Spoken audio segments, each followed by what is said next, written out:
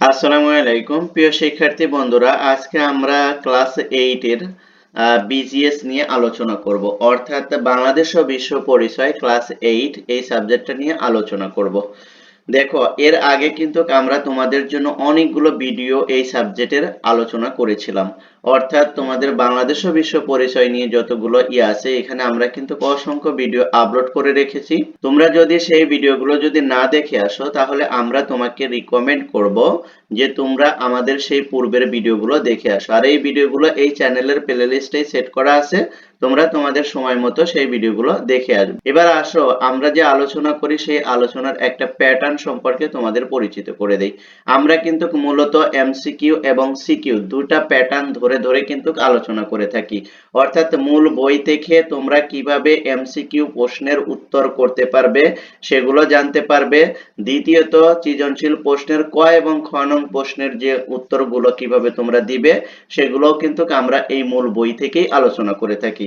তাই ভিডিওগুলো যদি একটু মনোযোগ সহকারে দেখো তাহলে তোমরা কিন্তু এমসিকিউ এবং সিকিউ উভয় থেকেই আনসার করতে পারবে, এবং ফাইনালি যেগুলো অবশিষ্ট থাকবে সেগুলো আমরা তোমাদের পরীক্ষার আগে সুপার শর্ট সাজেশনের মাধ্যমে সবগুলো তোমাদের সাথে শেয়ার করব।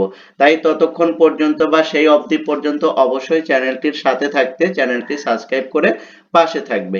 এবার চলো আমরা মূল ভিডিওতে চলে যাই। এখানে একটু খেয়াল করো, দেখো, বাংলায় প্রতিষ্ঠিত রাজশক্তির বিরুদ্ধে একটি ভিনদেশীয় বাণিজ্যিক কোম্পানি তথা ঔপনিবেশিক শক্তির এই বিজয়ের কারণ কি ছিল? এর পিছনে নানাবিধ কারণ থাকলেও কয়েকটি প্রধান কারণ হলো, কি কারণগুলো সেগুলো আমরা দেখব। দেখো, এক নাম্বার যে কারণ, বাংলায় শাসকদের দুর্বলতা এবং অভ্যন্তরীণ কোন্দল চক্রান্ত এবং তা মোকাবেলায় তরুণ অনভিজ্ঞ নবাবের অপারগতা। দেখো, এই যে অপারগতা, এটা কি? বাংলার যে ঔপনিবেশিক শাসন যে জারি হয় এর মূল কারণ ছিল অভ্যন্তরীণ ক্রন্দল। এই অভ্যন্তরীণ ক্রন্দল এবং চক্রান্ত, যেটা আসলে এই কি উপমহাদেশে বিশেষ করে মুঘল আমলে বা যখন ইংরেজরা আমাদের এই দেশটাকে উপনিবেশিক করে তোলে বা গড়ে তোলে, তখন কিন্তু মূল কারণটাই ছিল কি জানো? এর মূল কারণ হলো নিজেদের ভিতরে অন্তঃক্রন্দল। এটার কারণেই কিন্তু বহিঃশত্রু আমাদেরকে কি করেছিল? শাসন করতে পেরেছিল। তারপরে দেখো, এখানে দেখো, উদীয়মান অর্থনৈতিক ও সামরিক শক্তি হিসেবে ইংরেজদের উত্তরোত্তর ক্ষমতা বৃদ্ধি এবং অন্যদিকে তাদের কূটকৌশল বোঝার মতো পারদর্শী দেশীয় রাজনৈতিক নেতৃত্ব শক্তির অভাব ছিল। দেখো, একদিকে উদীয়মান সামরিক শক্তি, সেই সাথে ইংরেজদের উত্তরোত্তর ক্ষমতা বৃদ্ধি এবং রাজনৈতিকভাবে যে একটা দূরদর্শী নেতা দরকার ছিল এই অঞ্চলে, তখন কিন্তু ছিল না। এই নেতৃত্ব এবং দূরদর্শী নেতৃত্বের অভাবেই কিন্তু ইংরেজরা আমাদের এই দেশটাকে কি করতে পারে? উপনিবেশিক কলোনিতে পরিণত করতে পারে। যদি আমাদের রাজনৈতিক দক্ষতা এবং রাজনৈতিক দূরদর্শিকতা থাকতো তাহলে কিন্তু ইংরেজরা কি করতে পারতো না? এই উপনিবেশিক কলোনি গড়ে তুলতে পারতো না, হয়তোবা এর চিত্রটা ভিন্ন হতো। তারপর দেখো, ইংরেজদের উন্নত সামরিক শক্তি, রণকৌশল ও নেতৃত্ব। ইংরেজরা উত্তরোত্তর সামরিক শক্তি বৃদ্ধি করছে, সেই সাথে সাথে রণকৌশল এবং নেতৃত্বেও তারা কি করছে? উন্নত করছে। কিন্তু সেই তুলনায় আমাদের উপমহাদেশের শাসক গোষ্ঠীর কিন্তু ছিল না কোনো উন্নত সামরিক শক্তি, রণকৌশল এবং নেতৃত্বেও ছিল দুর্বলতা, যার কারণেই কিন্তু তারা ক্ষমতা টিকে রাখতে পারে নাই ইংরেজদের সামরিক রণকৌশল এবং নেতৃত্বের কাছে। ওকে, তারপর দেখো, চতুর্থ নাম্বার যেটা কারণ সেটা হলো অর্থনৈতিক শোষণ ও নির্যাতনের শিকার প্রজাদের সাথে শাসকদের দূরত্ব এতটাই ছিল যে নবাবের সাথে ইংরেজদের দ্বন্দ্বে বাংলার সাধারণ মানুষ ছিল নির্বিকার।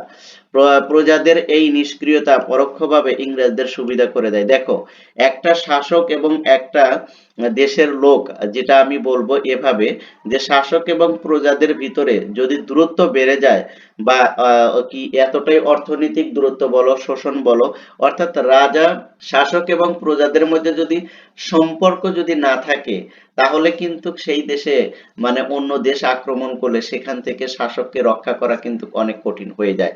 শাসক কিন্তু নিজেকে রক্ষা করতে পারে না। কেন পারে না? নেতা আর যদি ইয়ের সাথে যদি জনগণের সাথে যদি সম্পর্ক না থাকে, নেতা যদি শাসকের নেতা যদি তোমার রক্ষকের নিয়ে যদি করে ফেলে, মানে সে নির্যাতন করে, শাসন নির্যাতন করে, অর্থনৈতিকভাবে শোষণ করে, তাহলে কিন্তু নেতার সাথে কিন্তু জনগণের কি থাকে না, সম্পর্ক থাকে না, দূরত্ব বেড়ে যায়। এই দূরত্ব বেড়ে যাওয়ার মূল কারণটাই হলো অন্যায়, অবিচার এবং নেতৃত্বের অদক্ষতা। ঠিক আছে, এর মূল কারণেই কিন্তু এই ভারত উপমহাদেশে সাধারণত যেই শাসক গোষ্ঠী ছিল তাদের সাথে কিন্তু প্রজাদের অর্থাৎ জনগণের দূরত্বটা অনেক ছিল, যার কারণে খুব সহজেই ইংরেজরা কি করতে পারে, এ দেশে আক্রমণ করে, শাসকদের আক্রমণ করে তারা তাদের কি এই দেশটাকে তারা তাদের ক্ষমতায় নিয়ে নিতে পারে। এর মূল কারণ জনগণ কিন্তু সেই সময় কিন্তু তাদের বিরুদ্ধে কোনো প্রতিবাদ করে নাই। কেন করে নাই? কারণ হলো যে শাসকরা যখন তাদের উপর অত্যাচার করত, অন্যায়ভাবে নির্যাতন করত, তখন কিন্তু তারা কিন্তু একবারও চিন্তা করে নাই শাসক গোষ্ঠী যে এই জনগণ কি যদি আমাদের পক্ষ না নেয় বা এই জনগণ যদি আমাদের সাথে যদি না থাকে, বহিঃশত্রুর আক্রমণ থেকে কিন্তু নিজেরাও রক্ষা করতে পারবে না। তেমনি কিন্তু পলাশীর যুদ্ধে যখন আন্তঃক্রন্দল, নবাবের অদক্ষতা এবং নবাবের আত্মীয় স্বজন তার প্রতি কি করা, অনাস্থা প্রকাশ করা এবং তার কি ক্ষতি করার জন্য বিভিন্ন মহলের সাথে অর্থাৎ শত্রুর সাথে তারা কি হাত মিলিয়ে এই অদক্ষতা, অযোগ্যতা এবং কুচক্রির কারণেই কিন্তু তারা পরাজিত হয়। পলাশীর যুদ্ধে কিন্তু নবাব পরাজিত হয়। এর মূল কারণ হলো প্রজা এবং শাসকের দূরত্বটা অনেক বেশি ছিল, যার কারণে যখন ইংরেজরা এদেশের শাসকদের উপর আক্রমণ করে তখন সাধারণ জনগণ কিন্তু কোনোভাবে প্রতিকার বা প্রতিক্রিয়া জানায়নি, যার কারণে ইংরেজদের কিন্তু এই দেশটা নিয়ন্ত্রণে নিতে কিন্তু অনেকটাই সহজ হয়ে যায়। যদিও তারা এটা কখনো কল্পনা করে নাই যে শাসকদের বিরুদ্ধে আক্রমণ করলে জনগণ কি করবে, তাদের পক্ষে থাকবে। ঠিক আছে, কিন্তু আনফরচুনেটলি সেটাই হয়েছে। মূলত এর মূল কারণ হলো শাসক এবং জনগণের ভিতরে একটা বৈষম্য সৃষ্টি হয়েছিল, যার কারণে শাসকদের যখন বিপদ এসেছে তখন কিন্তু প্রজারা কি করে নাই, সেই বিপদ থেকে তাদেরকে রক্ষার জন্য এগিয়ে আসে নাই। ওকে, এবার দেখো এই যে পলাশী যুদ্ধ কি, পলাশী যুদ্ধ কি সেটা তোমরা এই যে উপরে যে আলোচনা করেছি সেখান থেকে দেখে নিবে। ঠিক আছে, 1757 সালে যেই যুদ্ধটা হয় সেটাই। ওকে, তারপর দেখো বাংলায় ইংরেজরা কেন জয়লাভ করেছিল। হ্যাঁ, বাংলায় ইংরেজরা জয়লাভ করার কারণ এই যে এই কয়টা দিবা। ঠিক আছে, এই যে এই কয়টা দিলেই তোমরা বুঝতে পারবা যে হ্যাঁ বাংলায় কেন ইংরেজরা জয়লাভ করেছিল। ঠিক আছে, এই কারণেই ইংরেজরা জয়লাভ করেছিল। এই যে এখানে যে কয়টা কারণ দিছে এই কারণগুলো। ঠিক আছে, আচ্ছা এরপর আসো আমরা যেটা দেখব সেটা হলো এই পার্টটা আমরা এর পরবর্তী ভিডিওতে আলোচনা করব। আপাতত তোমরা এই যে এই কাজগুলো যে দিয়েছি এই কাজগুলো তোমরা করবে। ঠিক আছে, এগুলো আমি তোমাদেরকে HW হিসাবে রাখবো। এর পরবর্তীতে আমি তোমাদের অন্যগুলো নিয়ে আলোচনা করব। এই কাজগুলো যদি না করতে পারো তাহলে সেটাও তোমরা আমাকে কমেন্ট সেকশনে জানাবে, আমি তোমাদের কমেন্টসের রিপ্লাই দেব। বা তোমরা যদি না পারো, নিতান্তই যদি না পারো, তাহলে আমি সেগুলো করে দেব। ঠিক আছে, এই যে এখানে যে কাজগুলো আছে এগুলো একটু দেখার চেষ্টা করো এবং প্র্যাকটিস করার চেষ্টা করো। এখানে কিন্তু সবগুলোই আছে। ঠিক আছে, শুধু তোমরা একটু যদি ভিডিওগুলো যদি মনোযোগ সহকারে দেখো তাহলে কিন্তু খুব সহজেই এই কাজগুলো তোমরা করতে পারবে। যদি না পারো তাহলে আমি করে দেব, কোনো সমস্যা নেই।